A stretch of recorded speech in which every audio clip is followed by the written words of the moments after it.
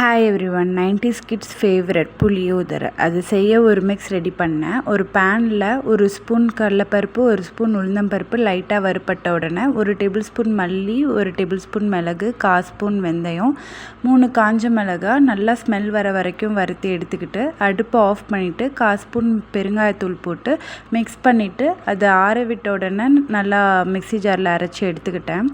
தாளிக்கிறதுக்கு ஒரு பேனில் 3 ஸ்பூன் நல்லெண்ணெய், கடுகு, உளுந்தம்பருப்பு, கடலைப்பருப்பு, 2 காஞ்ச மிளகாய், கருவேப்பிலை, கடலை, 1/4 ஸ்பூன் பெருங்காயத்தூள் அது போட்டு நல்லா மிக்ஸ் பண்ணிவிட்டு ஊற வச்சுருக்க புளி கரைசல், மஞ்சத்தூள், உப்பு, அரைச்சி வச்சுருக்க பொடி, கொஞ்சோண்டு தண்ணி போட்டு நல்லா கலந்து விட்டு அல்வா பதத்துக்கு வர வரைக்கும் நல்லா கொதிக்க விட்டுட்டேன்.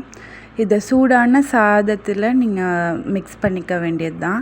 இந்த மிக்ஸையும் நீங்கள் கண்டெய்னரில் ஸ்டோர் பண்ணி யூஸ் பண்ணிக்கலாம். அந்த ரெடி பண்ணியிருக்க பொடியையும் நீங்கள் புளியோதரை மிக்ஸையும் நீங்கள் எப்போ வேணுமோ ஸ்டோர் பண்ணி யூஸ் பண்ணிக்கலாம்.